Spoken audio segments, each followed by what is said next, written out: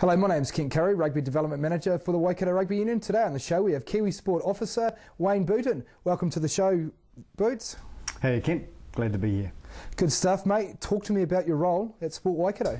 Well, Kent, it's a new role which is done by obviously Sport Waikato, and Waikato Rugby Union is also involved with Spark, which is called Kiwi Sports. It involves 14 sports at the moment, and rugby being one of them. It's really good for us rugby to be involved with Sport Waikato because it gets us around and sort of gets younger kids playing the game. So what's the whole purpose of it? Whole purpose is to get kids playing in sport that don't normally play sport. You always get the ones that want to play the game. They're certainly there, but we do get a lot of kids which have never touched a rugby ball in their lives playing rugby. So in an average week, how many training sessions will you do and how many kids will you coach? An average week, it's real strange. It can be anywhere from, I was in a school the other day which we did 291 kids, one person, from 9 o'clock in the morning till 2:30 in the afternoon. On average, it's probably anywhere from 150, 200 kids, probably 20 or 30 sessions, I suppose, in the week. A lot of travelling in it, so we might go down, for instance, next week we're looking at going to Hamilton for first thing Monday morning, back to Te Araha for the afternoon, Tuesdays in Pataru and Wednesdays in Tamarunui. So, and in those I'll hit Tamarunui, we're hitting 5 schools for that day, and some of those sessions will be one session, some will be 3 to 4 sessions. So these training sessions, are they during the day, are they during school time, or are they after school?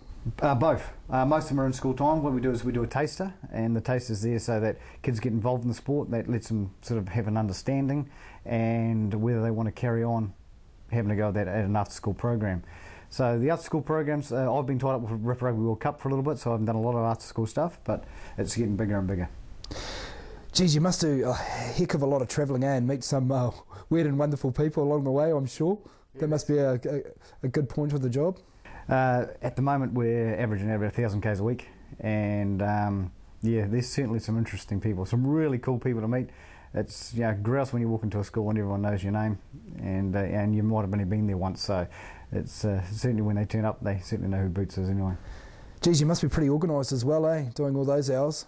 Yeah, it's I'm pretty laid back, so I find things quite easy, and I just make things flow so you can get down there. And I've just had an email today saying that they would like to change an age group that we're going to look after next week. That's not a panic, you just work things around. So it's, you have your programs that you set up for different ages and you can instantly change.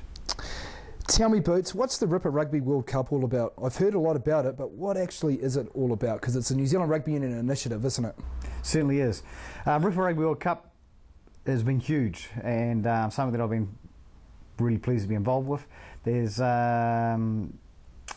at the moment we had 1,886 kids playing in the Ripper Rugby World Cup, and that's sort of from top of Coromandel down to Tamarunui.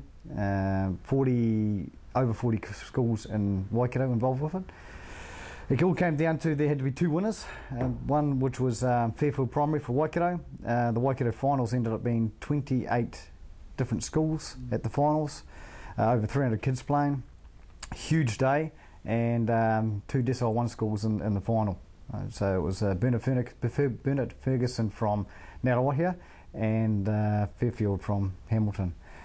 So we also had tournaments in Taupo for the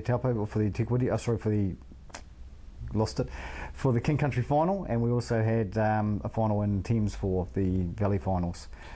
So who won the Waikato one? Fairfield Primary. Awesome, and that was last Friday, wasn't it, at Swarbrick Park? Yep, certainly was. Awesome. Now, geez, you must love rugby, eh? Oh, you learn to love it. It's a big passion in it. So it's like all of us that are involved with the union and with Sport Waikato. You're really passionate about your sport. For me, it's fantastic to get kids with the ball in their hand. Hey, Boots, you coach Cambridge High School, first 15 as well, and they're trucking along quite well this season. So what's the secret to your success out there? Pretty much the team. The team's got a real positive attitude at the moment. They believe in themselves. It certainly makes them easy to coach. Great coaching guys with me as well. A lot of support there. But the team, positive attitude. They want a lot out of this year. It's a pretty good program out at Cambridge, isn't it? And you've got great parent support that's behind the scenes driving it all. Certainly have. It all comes down to that. There's a lot of coaches and parent support in it. Like I said, when you can turn up to an away game and have more supporters there than what the other team has, that's pretty impressive. That's great, mate. Now, what's your expectation for the boys this year? Are you looking to win the Ian Foster Shield? Yes, we are. And who are you going to beat in the final? Well, that's a tough one. The top four are going to be pretty hard at this stage, and it could be any one of us in those finals, but we will be there. Good stuff, Boots. Hey, thanks very much for your time. Good luck for tomorrow's game. I know you've got a big local derby against St Peter's, so all the best for that, and keep up the good work out in the community, Boots. Thanks, mate. Beautiful. Just before we leave, congratulations to the Waikato rugby team for beating Counties on Wednesday, 29-20. That was the first pre-season game of the season. They will be playing again next week against Auckland on the 2nd of June up in Pakuranga. So well done, boys. He's Matt as a hatter here in Matamata. Katrina will be back with you after the break.